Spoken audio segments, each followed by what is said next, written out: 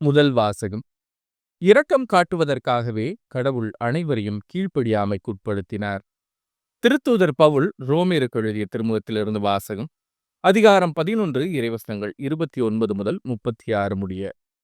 சகோதரர் சகோதரிகளே, கடவுள் தாம் விடுத்த அழைப்பையும் கொடுத்த அருட்கொடையும் திரும்ப பெற்றுக்கொள்வதில்லை.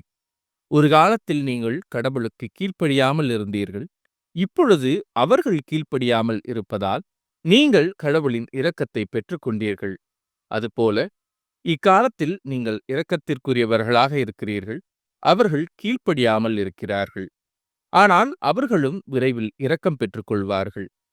அதன் பொருட்டே இவ்வாறு நடந்திருக்கிறது. ஏனெனில் அனைவருக்கும் இரக்கம் காட்டுவதற்காகவே கடவுள் அனைவரையும் கீழ்ப்படியாமைக்கு உட்படுத்தினார். கடவுளின் அருள் செல்வம் எத்துணை மிகுதியானது!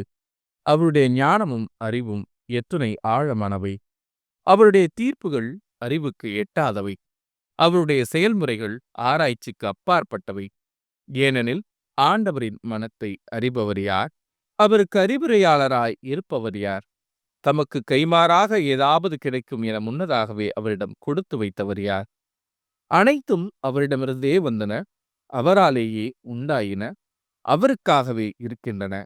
அவருக்கே என்றென்றும் மாட்சி உரித்தாக. ஆமேன். இது ஆண்டவரின் அருள்வாக்கு. இறைவா, உமக்கு நன்றி. பதிலுரை பாடல். உமது பேரன்பின் பெருக்கினால் கடவுளே எனக்கு பதில் தாரும். எளியேன் சிறுமைப்பட்டவன், காயமுற்றவன். கடவுளே, நீர் அருளும் மீட்பு எனக்கு பாதுகாப்பாய் இருப்பதாக. கடவுளின் பெயரை நான் பாடி புகழ்வேன். அவருக்கு நன்றி செலுத்தி அவரை மாட்சிமைப்படுத்துவேன். உமது பேரன்பின் பெருக்கினால் கடவுளே எனக்கு பதில் தாரும். எளியோர் இதை கண்டு மகிழ்ச்சி அடைவார்கள். கடவுளை நாடி தேடுகிறவர்களே, உங்கள் உள்ளம் ஊக்கமடைவதாக. ஆண்டவர் ஏழைகளின் விண்ணப்பத்திற்கு செவிசாய்க்கின்றார். சிறைப்பட்ட தம் மக்களை அவர் புறக்கணிப்பதில்லை. உமது பேரன்பின் பெருக்கினால் கடவுளே எனக்கு பதில் தாரும். கடவுள் சீயோனுக்கு மீட்பளிப்பார். யூதாவின் நகரங்களை கட்டியெழுப்புவார். அப்பொழுது அவர்களுடைய மக்கள் அங்கே குடியிருப்பார்கள். நாட்டை தங்களுக்கு சொந்தமாக்கிக் கொள்வார்கள். ஆண்டவருடைய அடியாரின் மரபினர் அதை தம் உரிமை சொத்தாக்கிக் கொள்வர். அவரது பெயர் மீது அன்பு கூறுவோர் அதில் குடியிருப்பர். உமது பேரன்பின் பெருக்கினால் கடவுளே எனக்கு பதில் தாரும். நற்செய்திக்கு முன் வாழ்த்துரை. அல்லேலூயா, அல்லேலூயா.